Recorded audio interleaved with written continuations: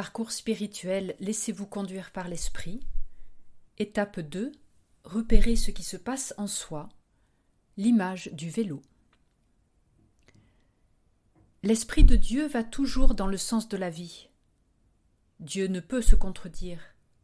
Il ne peut pas vouloir défaire cette vie qu'il nous offre en partage, nous ayant créés à son image et à sa ressemblance. L'Esprit de Dieu va toujours dans le sens de la vie. Le mauvais esprit, lui, est l'ennemi qui cherche à détruire, à défaire la création et à mettre en échec l'œuvre de Dieu. Rappelons-nous la parabole où l'ennemi vient semer l'ivraie dans le champ, dans Matthieu 13. Le mauvais esprit va toujours dans le sens de la mort. Donc n'oublions jamais, l'Esprit de Dieu va toujours dans le sens de la vie et l'ennemi toujours dans le sens de la mort. Mais si eux vont toujours dans le même sens, ce n'est pas notre cas à nous qui ne prenons pas toujours la même direction. Notre vie peut aller à la dérive, orientée vers le mal, et à un autre moment, nous pouvons délibérément changer de direction et nous orienter vers Dieu. Une vie à la dérive. C'est la situation de celui ou celle qui se laisse entraîner vers le mal, qui va de péché grave en péché grave. Ainsi, par exemple, ceux qui choisissent délibérément un chemin de débauche ou de mensonge, ceux qui vivent dans la corruption et la course à l'argent, ceux qui commettent l'injustice dans leur travail ou leur famille, la liste peut continuer. C'est le chemin de la facilité, comme ce cycliste qui roule tranquillement sur la route qui mène à la mort. Dans ce cas-là, le mauvais esprit va dans son sens, trop content de le voir aller à la dérive. Il l'entraîne à continuer sur ce chemin. Ne t'arrête pas, c'est tellement facile. Tout le monde fait la même chose, ne te pose pas de questions. Et l'ennemi lui fait imaginer tous les plaisirs et les avantages à retirer de cette situation. Le bon esprit, lui, souffle en sens inverse, essayant de freiner la dérive.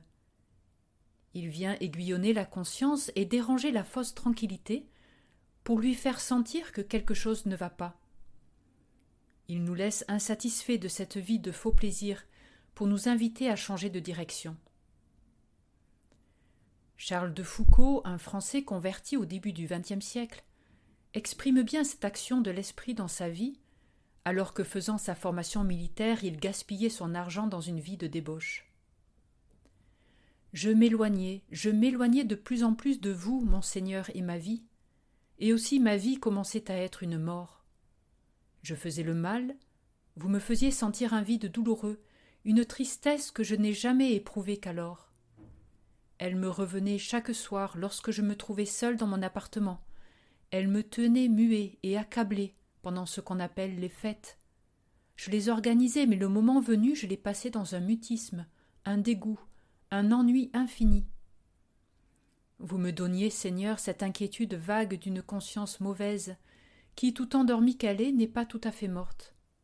Mon Dieu, c'était donc un don de vous, comme j'étais loin de m'en douter. Et Charles de Foucault va changer la direction de sa vie. Une vie de progrès.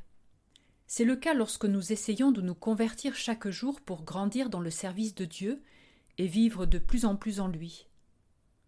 Le mauvais et le bon esprit, eux, vont toujours dans le même sens. Le mauvais esprit en est très contrarié et essaie de se mettre en travers pour freiner cette croissance. Il est un peu comme le vent qui empêche le cycliste de grimper la côte. Il va chercher à nous décourager. Tu n'y arriveras jamais.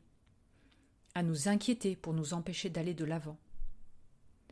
Le bon esprit, au contraire, nous pousse en avant, nous donnant courage et force, diminuant ou supprimant les obstacles. Il nous met dans la confiance, et cette confiance chasse nos peurs. Nous y puisons l'énergie pour aimer, servir, même si les conditions de vie sont dures. Dieu nous stimule dans notre marche dans le bien. Il ne peut que soutenir celui qui choisit d'aller dans le sens de la vie.